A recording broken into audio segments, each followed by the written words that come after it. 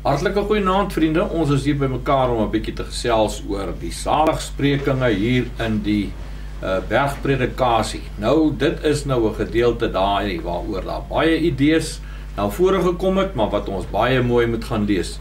Jy weet, oor hierdie hele verhaal van Matteus is daar natuurlik baie opinies, en daar's mense wat self sê dat Matteus is geskryf van die Jood, en dis nie vir ons bedoel nie, so ons kan nie eintlik Matteus lees nie. So ons moet eintlik nou maar net Matteus lees om so 'n bietjie ons inligting en ons kennis te verbreed oor hoe dat dit nou in 'n ander dispensasie gewerk het. Maar ek dink natuurlik nie is heeltemal die waarheid nie. Ek was nou die aand ook hierso by mense wat vir my gesê het, nee maar jy kan nie enige ding glo wat in Matteus staan nie. Nou dit is 'n radikale uitspraak om te maak. Ja, jy kan dit glo, maar dis nie vir ons bedoel nie. Niks daarvan is vir ons bedoel nie. Dit was vir ander mense in ander tye. Dit is nie regtig waar nie. Nou natuurlik, Israel was in daardie tyd onder die wet. Hulle was God se verbondsvolk en hulle was onder die wet. Dit moet ons mooi verstaan. Ons is nie Israel nie, en ons is nie onder die wet nie, en ons is nie God se verbondsvolk nie. So daar is beslis groot verskille tussen vandag se tyd, die bedeling van die genade van God, en die tyd van Israel in daardie tyd. Daar's groot verskille. Ons is nie verbondsvolk nie. God het met een volk op aarde 'n verbond gesluit deur Abraham, en later bevestig ook by Moses, by Dawid en al daardie mense, het hy hierdie verbond bevestig, en daardie een volk sou vir hom sy gesant wees, sy agent in hierdie wêreld, wat sekere dinge, en hy sou ook natuurlik die wette vir Israel gegee, om sekere dinge in verband met die mens aan hulle te bewys, wat hulle self nie eens geweet het nie. Hulle het gedink hulle kan 'n wet nakom, toe bewys God aan hulle, dis onmoontlik. 'n Mens is in sonde gebore, hy kan nie die wette nakom. Dit was die groot rede daarvoor, maar God het nog 'n ander bedoeling ook met Israel, wat nog later in die geskiedenis, en baie naby nou in die tye waar ons nou leef, 'n werklikheid gaan word. Maar hier kom Jesus nou na Israel toe, nadat hulle nou vir 1500 jaar alreeds onder die wet was, en hy nou by hulle kom, die vrugte kom soek, wat hulle nou uiteindelik darm ten minste nou, na al hierdie bemoeienis wat God soveel gebeurtenisse dwars deur die Ou Testament met hulle gehad het, dat hulle nou werklik so verlange gehad het na die koms van die Messias en na die koninkryk, dat hulle hom werklik, Jesus, die met ope arms ontvang. Het hulle dit gedoen? Nee, hulle het nie. Maar nogtans, Jesus het sy bediening op aarde begin met die veronderstelling dat Israel hom gaan aanneem as hulle Messias, en dat die koninkryk dan vir hulle aangebied sal word.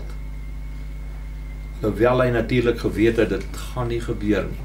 Nou kom ons lees net so vinnig hierso wat hier staan by die saligsprekings. Ons het dit so hier in die ou vertaling, by Matteus hoofstuk 5. En toe hy die skare sien, het hy op die berg geklim. En nadat hy gaan sit het sy disippels na hom gekom. En hy het sy mond geopen en hulle geleer en gesê, salig is die wat arm van gees is, want aan hulle behoort die koninkryk van die hemele. Jesus het op die berg geklim. Mense sê altyd hy het nog 'n bietjie hoog gestaan, want daar was 'n skare mense wat hy toegespreek het. Nee, dis nie waar nie. Hy het op die berg geklim, hy het een kant toe gegaan, weg van die skare af. En toe net sy disippels na hom gekom en hy het hulle geleer. So, hierdie is leringe vir sy disippels. Dis in Galilea wat dit plaasgevind het, is ek reg? Ja, dis in Galilea. Dit is, en dit sê vir ons al klaar iets, Johannes die Doper is al klaar gevang gewees. En die getuienis was alreeds vir Jesus duidelik, dat hy mors sy tyd om aan te hou preek in Jerusalem, in Judea, waar die kern en die hoof van die volk Israel eintlik was, wat tot bekering moet kom, wat die koninkryk moet aanneem. Jerusalem word die hoofsentrum van die koninkryk word. Jesus het hulle gelos, na Galilea toe gegaan, daar die mense wat in Galilea kyk of hulle dalk meer ontvanklik is, en begin werk aan 'n klein groepie mense wat hom sou aanvaar, wat in die kern gevorm, die klein kiddetjie, wat eintlik heeltemal Israel moet vervang, in Israel se plek moet kom. So, hierdie mense, navolgers van Jesus, disipel was, die rabbies van daai tyd het 'n gevolg gehad, al die rabbies, dit was die gebruik in daai tyd, mense het vrywillig vir hom 'n leermeester gaan hy na agter, hy volg hom en hy leer hom. Jesus het sy disippels gehad, hulle is nou in sy leerskool. So, hierdie was gelowige mense. Kom ons noem dit in vandag se taal, wedergeborenes, geredde mense. Wat ons hier in die bergpredikasie lees is nie wat jy moet doen om gered te word nie. En dit is al klaar 'n baie belangrike ietsiekie om te onthou, want baie keer fouteer mense wat dit betref in die wyse waarop die bergpredikasie geleer word. Jesus praat met sy disippels, gelowige navolgers van Jesus Christus, en hy leer hulle die beginsels van die koninkryk. En dan sê hy vir hulle daar in die eerste saligspreking, sê hy vir hulle, salig, sê wat arm van gees is. En dat hy in vers 3 vir hulle sê, salig is die arm van gees is, want aan hulle behoort die koninkryk van die hemele. Hierso in 'n nuwe vertaling sê hy, gelukkig is die mense wat weet hoe nodig hulle God het, want hulle het deel aan sy koninkryk. Om arm van gees te wees, ek dink daardie spesifiek is 'n baie goeie vertaling, wat mense wat weet hoe nodig hulle God het. Jy's arm van gees, jy's nie vol van jouself nie. As plek vir God in jou lewe, het God nodig. So, dit is wat jy aangaan in jou hart. Nou goed, nou kom ons terug by daai mense wat vir jou sê, Matteus skryf vir die Jood, onder die wet, God se verbondsvolk, ons kan nie lees wat hier staan nie. Mense, weet julle, hierdie versie is absoluut, slaan die spyker op die kop, dis die boodskap vir vandag. Jy kan nie beter doen om vandag vir die mense te preek, salig is die wat weet hoe nodig hulle God het. Dit is 'n ontsettend belangrike woord hierdie, en wat meer is, dit is duidelik dat Jesus hier met 'n nuwe program begin, dat hy op 'n nuwe manier praat. Hy praat nie met Israel onder die wet, asof hy nou vir hulle nog ekstra wette gaan gee, dit en dat moet jy doen, en as jy nie dit doen nie, dan, dis nie wat hy sê nie. Hy praat glad nie oor die nakoming van reëls en regulasies en wette hier nie. Hy sê, hy praat oor wat binne in die mens se hart aan die gang is. En dit is ons boodskap vandag. Ons sê elke dag vir die mense, ons is nie meer onder die wet nie. Jou hart moet verander, jy moet aan God behoort. Jy moet jou lewe aan hom oorgee. Salig is die mense wat weet hoe nodig hulle God het. Paulus kon dit nie beter gesê het nie. Is onmoontlik. Maar dan sê hy, want aan hulle sal die koninkryk van die hemele behoort. Natuurlik sal Jesus dit sê in daardie historiese situasie, hierdie volk, hulle wag vir die koninkryk. Maar Jesus kom sê nou vir hulle daarom, hy sê goed, julle wag nou vir die koninkryk, die koninkryk was beloof aan Israel, maar weet julle sal moet arm van gees word, anders gaan hierdie koninkryk nooit kom nie. Jesus is nie van plan om 'n koninkryk vir Israel op te stel van mense wat vol is van hulle self en wat God nie nodig het nie, nooit nie. Dit kan nie wees nie.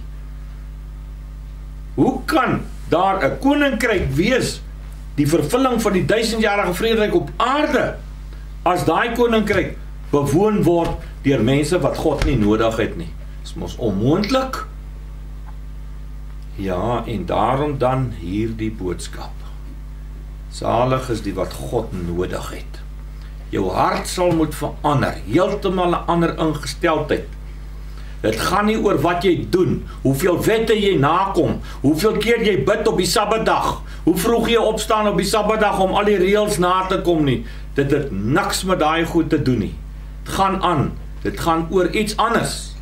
Daar waar die mense nie kan sien nie, binne in jou hart.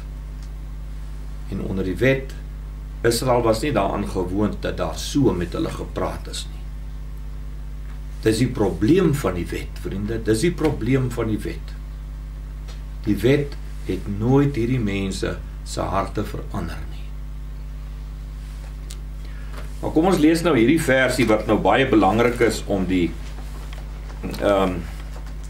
bergpredikasie reg te verstaan, want dan lees ons hier in Jeremia 31 die voorspelling van die nuwe verbond, want staan hier geskryf in Jeremia 31 vers 33, maar dit is die verbond wat ek na die dae met die huis van Israel sal sluit, spreek die Here. Ek gee my wet in julle binneste en skryf dit op julle hart. Ek sal vir julle God wees en julle sal vir my 'n volk wees. God gaan die wet wat op klip geskryf is en op papier wegvat en totaal sy teenwoordigheid bevestig binne in hulle harte. Hy gaan inkom en hulle hart en hulle verlange en hulle die kern van hulle wese, van hulle bestaan binne-in, gaan hy verander. Dit is die boodskap van die kerk van vandag. Wedergeboorte, 'n innerlike lewensverandering wat nodig is. Hierdie boodskap is identies ons boodskap vir vandag. Die enigste verskil is, daai was gegee vir Israel op pad na die koninkryk, as definitief hierdie ding moet gebeur, hier moet 'n verandering kom, julle harte sal moet verander, anders is daar geen koninkryk nie. Nou goed, ons is nou nie meer op pad na die koninkryk nie, ons is lede van die liggaam van Christus, ons kom uit al die volke en tale en nasies, en enige mens is vandag welkom, maar die hartsverandering, soos wat dit hier gepreek word, is net so daar, en ons moet dit net so vandag vir mense preek. En as te veel mense wat kerk toe gaan vandag nog steeds en preke hoor van jy moet jou naaste lief hê, jy moet goeie dade doen, jy moet almoses gee, jy moet jou tiendes gee, jy moet mense lief hê, jy moet. Jesus het nie dit gesê nie. Jesus het kom sê, jou hart sal moet verander. Ons praat net nog verder.